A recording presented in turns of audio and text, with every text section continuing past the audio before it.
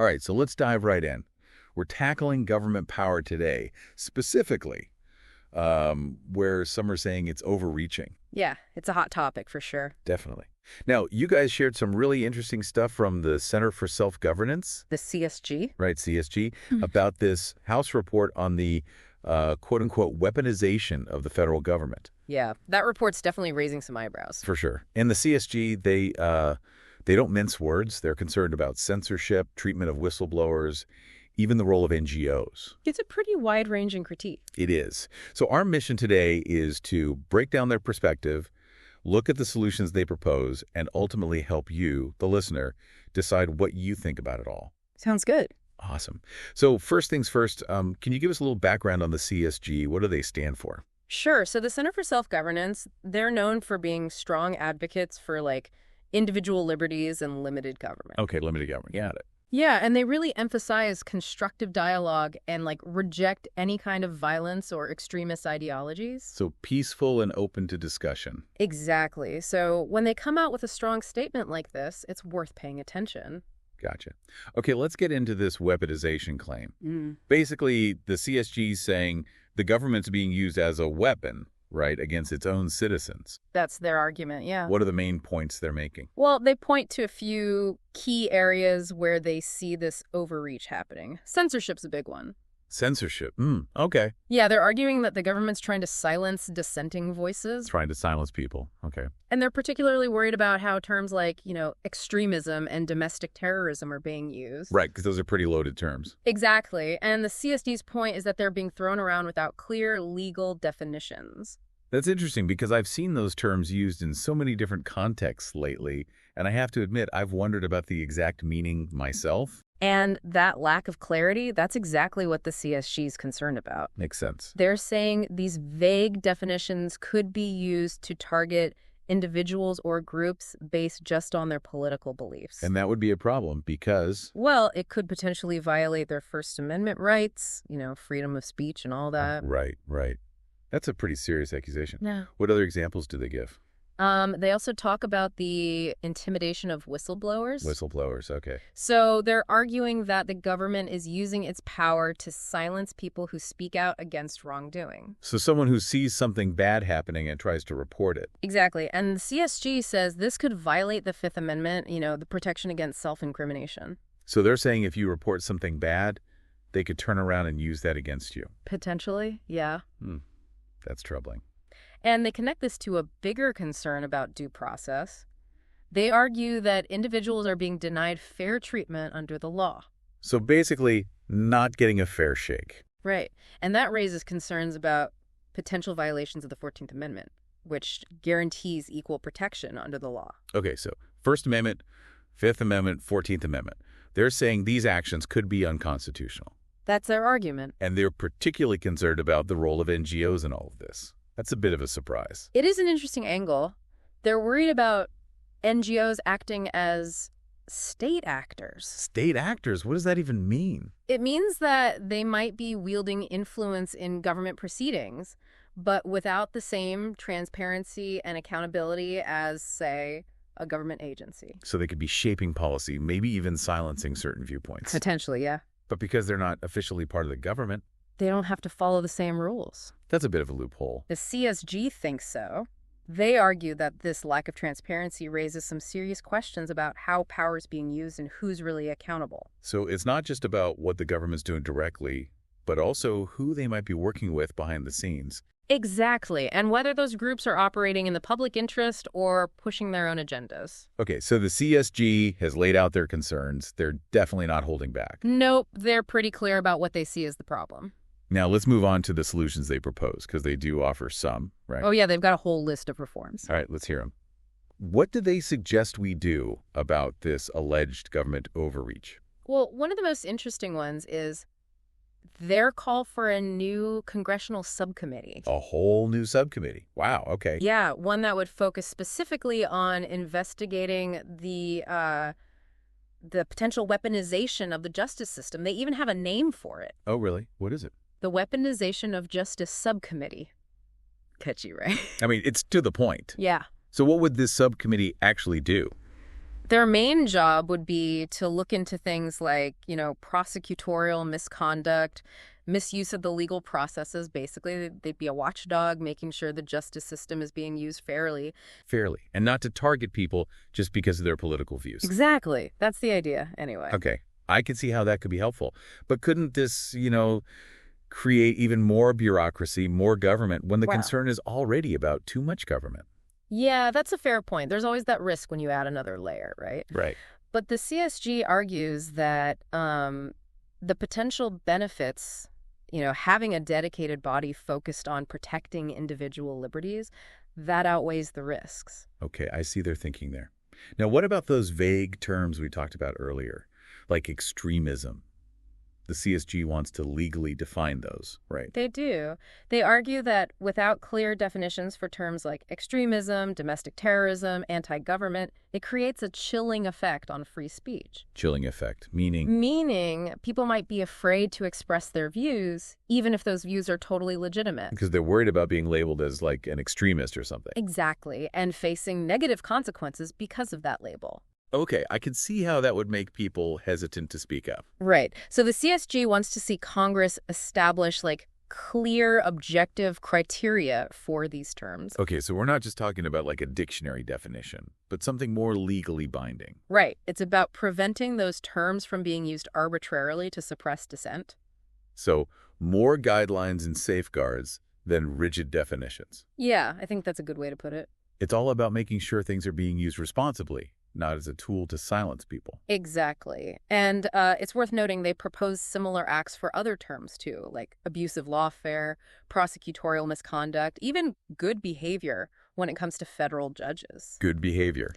Interesting. So they're trying to put some boundaries around all these concepts they see as problematic. Exactly. Now, one of their proposals that I thought was really interesting is the idea of limiting retrials in cases where you have a hung jury. Yeah, that one caught my eye, too. That seems like a pretty big change. It is. Their argument is based on the idea of double jeopardy protection, from the Fifth Amendment. Right. You can't be tried twice for the same crime. Exactly. And the CSG's point is that even though it's not technically a second trial, putting someone through multiple trials when a jury can't reach a verdict, it can be brutal. Emotionally, financially. All of it. And they argue it could even be used as a tactic to pressure people into taking plea deals, even if they're innocent. So just to avoid the ordeal of another trial. Yeah, just to make it stop. That's pretty disturbing. It is. And so they're proposing a specific act, they call it the Double Hung Jury Act, which would set a limit on the number of retrials that could be pursued in those cases. A hard limit, like no matter what. That's the idea. That's a bold move. I wonder how that would play out in practice, especially with complex cases. It would definitely raise some questions, yeah.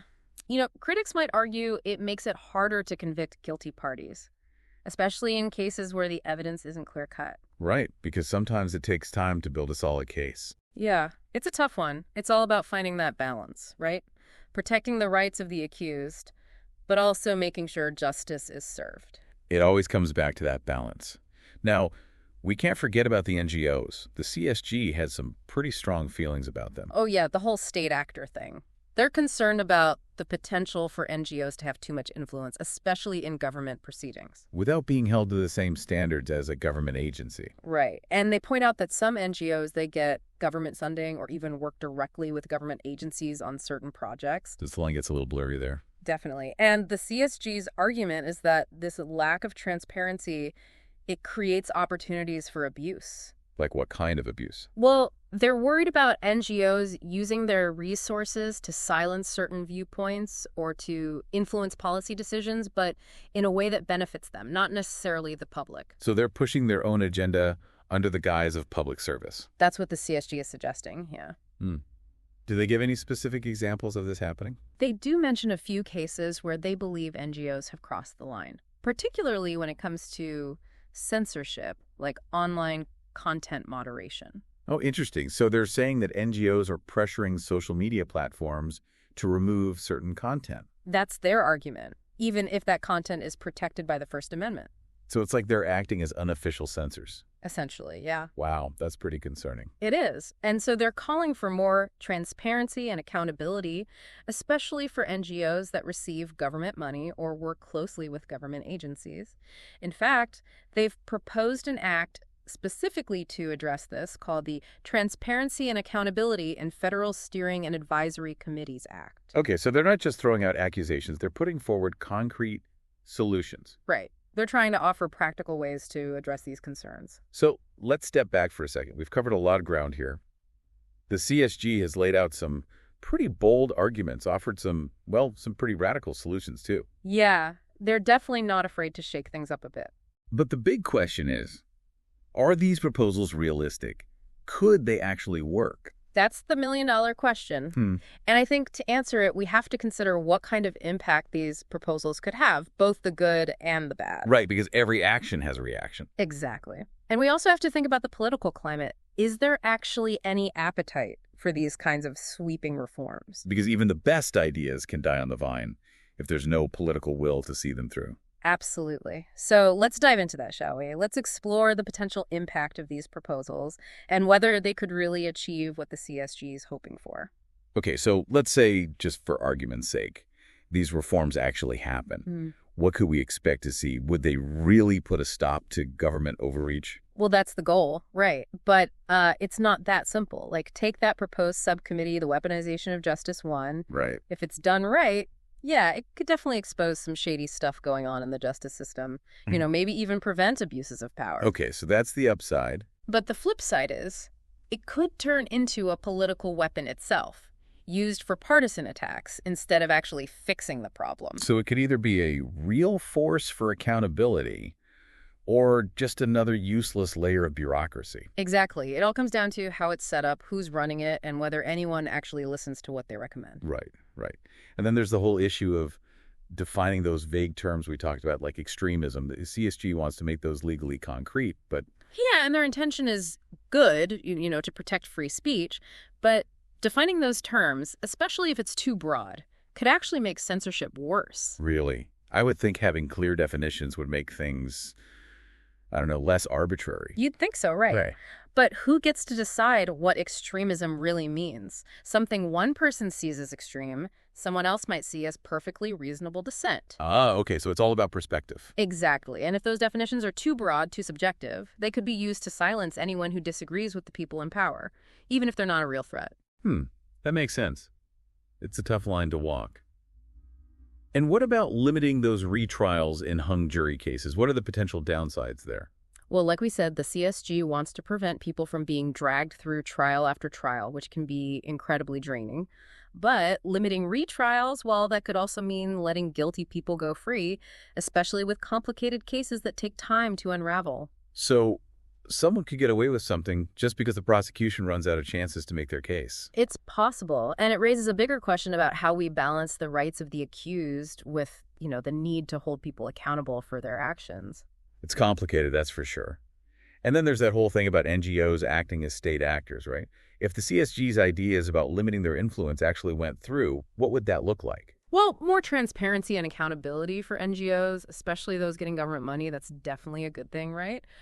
But limiting their involvement in government altogether, that could also silence some important voices, like groups that advocate for those who don't have a lot of power already. So trying to prevent one problem could create another. It's a possibility. It's a tricky balance between preventing undue influence and making sure everyone's voice is heard. It really highlights that tension between, government power and individual rights. Right. Okay, so we've talked about the possible impacts of these reforms, good and bad. But I think there's a bigger question here, isn't there? What does this whole debate, this whole worry about government overreach, what does it say about where we are as a country? That's a great question. I think it shows a real concern among a lot of people that the government's getting too big, too powerful, too out of touch with the people it's supposed to be serving. Like the balance of power is shifting in the wrong direction. Yeah, away from the individual towards the state. And whether you agree with their specific ideas or not, the CSG's proposals, they're an attempt to fix that, to put some power back in the hands of the people. So what can we, just average folks, what can we do to make sure the government's working for us, not the other way around? I think the most important thing is to stay informed, stay involved, and speak up. Read that CSG statement. Look into that House report. Do your own research. Don't just accept what you hear from the media or politicians. Form your own opinions. Think for yourself. Question everything. Exactly. And don't be afraid to make your voice heard. Write to your representatives, go to town hall meetings, even just have conversations with friends and family. Right, because democracy, it's not a spectator sport. Well said. It takes all of us to make it work. Well, there you have it, folks. A deep dive into the CSG's concerns about government overreach and what they think we should do about it. We've looked at their arguments, the potential impacts, and what this all means for our democracy. And hopefully we've given you something to think about, maybe even inspired you to get involved in this important conversation. Because in the end, a healthy democracy depends on informed, active citizens. Couldn't have said it better myself. Thanks for joining us on this deep dive, everyone. Keep exploring these issues, keep those conversations going, and until next time, stay curious.